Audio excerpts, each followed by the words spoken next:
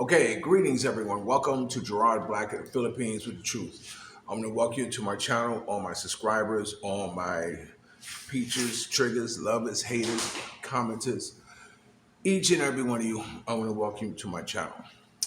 Well, I was just thinking that let me tell you what happened.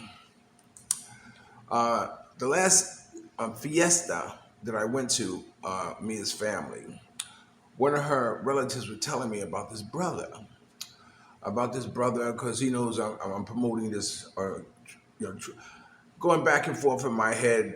When I get some air time after the baby's born, I might try to go back to managing a group. And so he was telling me about this brother who DJs at Hayaya in Dumaguete. And so, I said, oh, okay, on Fridays, yeah, okay. I'm definitely going to check them out. I usually have a little concern because I don't like driving at night, and it's going to make for a late night. but be that as it may, last Sunday me and I was going to go, but then with Sarah before she left, and then I had to say, look, Mia, do you really want to go? No, I said, okay. So anyway, I didn't go and didn't get to meet him. So the following Sunday, which was last Sunday, me and I went shopping. And this is to show you how God or the universe or the higher power or the whatever it is that you want to call it, your angels, surrounded by angels, however you want to, interpret it as how it works in my life. I was walking in the supermarket, and whenever I see black people, I would say, hey, what's up, black man? Hey, what's up? First I say hello. He said hello, and then he walked, and then he walked, and then we come again. And so I said, oh, okay, now it's like, yo, my brother, where you from? He says, I'm from New Jersey. I said, yeah, oh, yeah. He says, oh, I said, I'm from New York. He said, oh, yeah, we're right next to each other. And he lived in East Orange. I lived in East Orange too, 60 Parkway Drive, where the mayor used to live. He said, oh, yeah, I know. It's not the same like that. Yeah, I know. I can imagine. And so I asked him how long he'd been here, and then I told him how long I've been here. I told him I came here putting together a magazine. He said, are you Gerard? I said, I didn't have my hat on like that. I said, yeah. He said, oh, man, I heard all about you. I'm the DJ from Hayaya. I said, oh, in the middle of the store, I said, oh, stop. It was too phenomenal to have that happen, to meet this guy here at Haverstead, right here in the supermarket. And he said, oh yeah, I've been wanting to meet you, and I've been wanting to meet you, and now we met, and now we're gonna hook up, and we're gonna make some things happen. So it just goes to show you, how things happen. You understand? In my life, how things come about, and it's a beautiful thing. It's a beautiful thing to constantly have, I guess it comes from doing the right thing, man.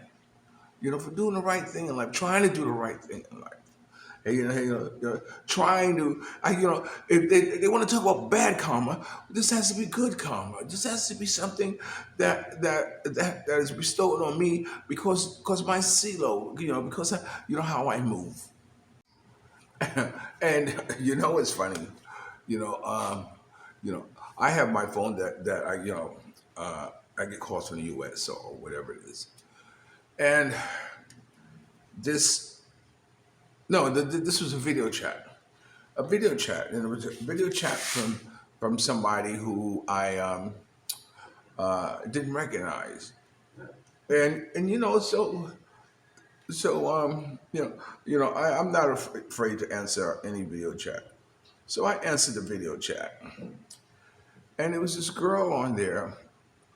She looked a little weather beaten,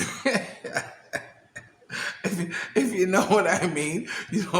Like every other tooth was missing.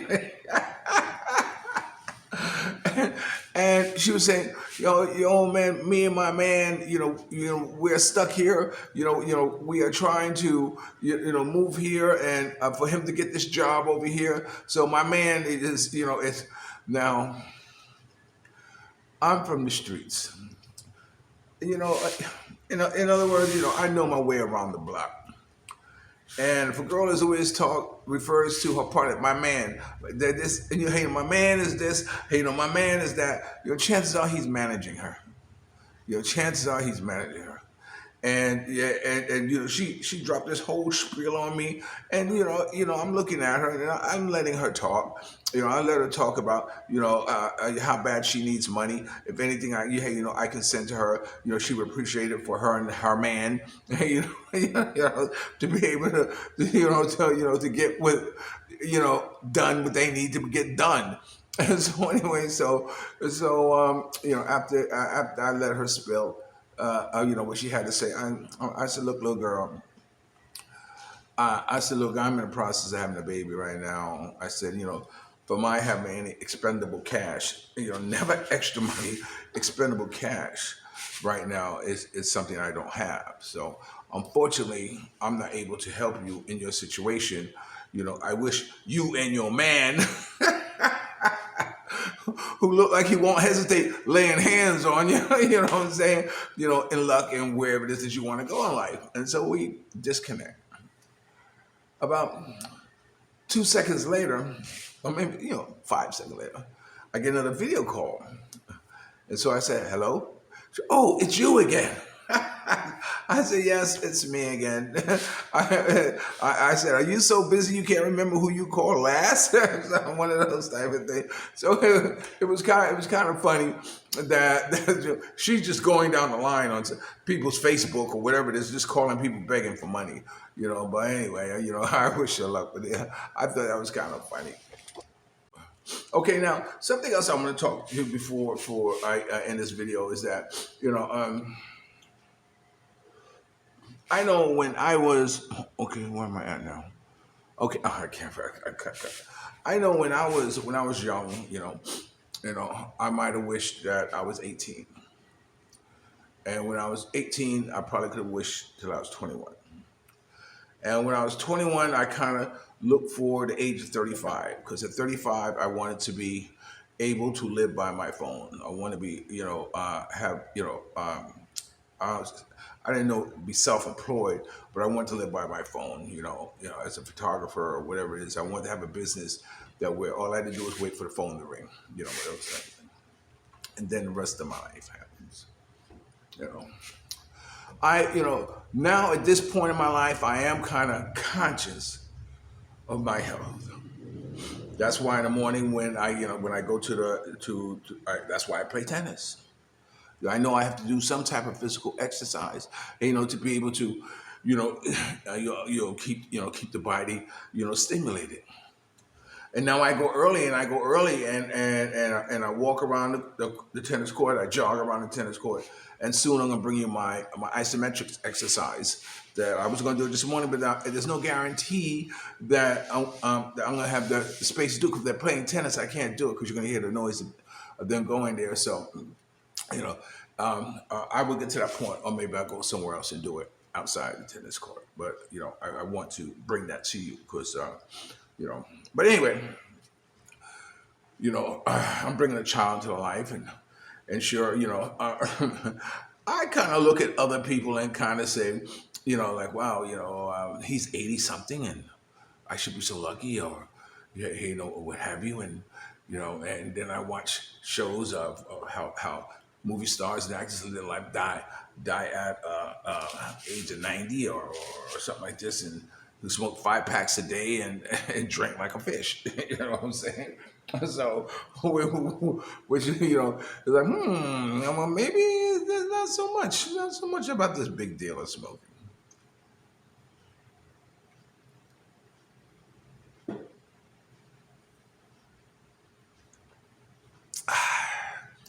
I drink a little cognac in the morning. So anyway, so but there are people who are, you know, kind of obsessed with wanting to live forever or wanting to die healthy. I was talking to this one guy, and yeah, I said, "Look, I got a little pain in my hand here, where the tennis racket hits right here, where I hold the racket and squeeze it like this." Oh, you need to go to the doctor, or you need maybe they can give you something, or maybe some type of pill, or some type of calcium pill, or maybe you got arthritis. I said, "My man," I said, "I'm not a hypochondriac. Every time I thump my toe or feel something that happens to me, I don't rush to the hospital. I don't rush to a doctor and say, hey, doctor, take a look at this. I've never been one to take over counter medication because I never believed that there was no medication that was applicable for everybody in the world to be able to cure whatever's ailing them. I've never taken flu shots. I don't take flu shots. You know what I'm saying? In fact, I told them if I was to die, there should be an autopsy done on my body so they see what a body looks like that has never voluntarily taken over-the-counter medication or any type of medication, that wasn't directly targeted to whatever that was ailing me. I don't I don't take pain, no matter how much pain I'm in, I don't take pain medication. One of the reasons being because I think pain medication disguises your pain and you may end up doing more harm to your body, not knowing that you're pushing your body beyond you're supposed to, pushing your body beyond what is recommended for you to do so, but you can't tell the difference because you're numb from the pain medication. So I don't take pain medication. I rather just grate the grit. So this guy is talking to me. He says, look, you see this watch?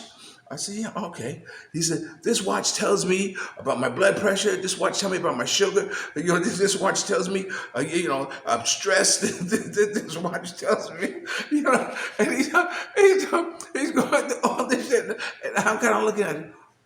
All the athletes are wearing this watch like this. Really? Really? Is that what you do?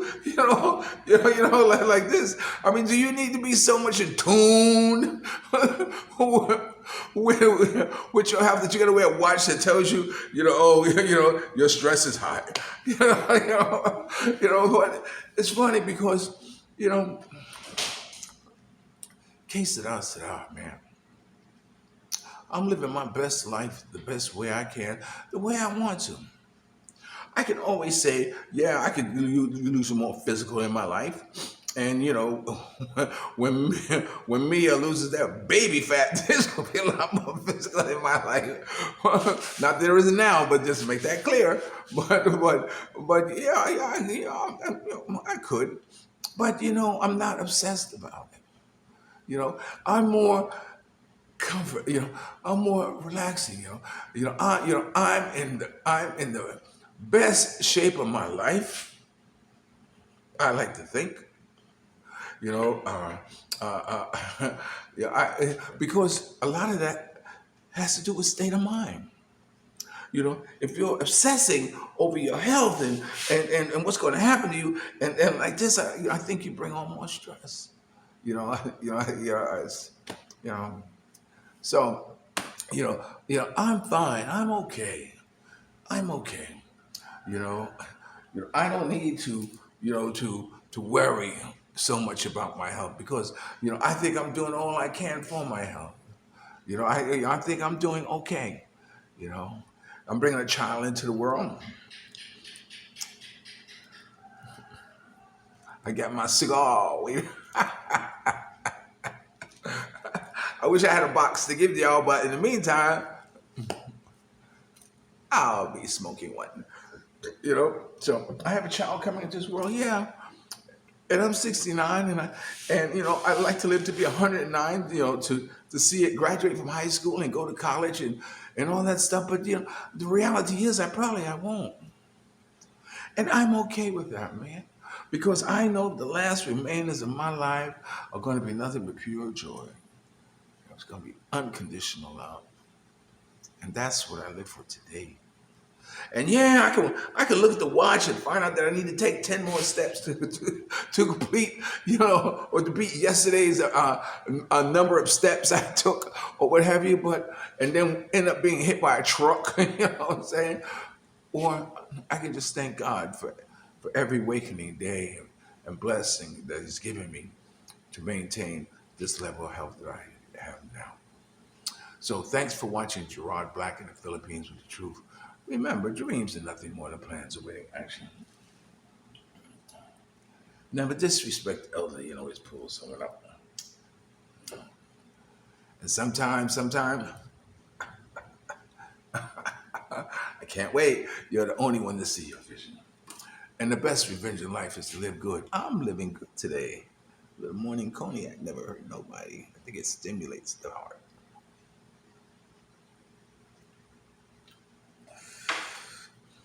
And if you're lucky enough to have a woman like Ollie Woodson, formerly singing The Temptation, once sung Treat Her Like a Lady. And ladies, if you're lucky enough to have a good man like me, make him feel like a king and never say no.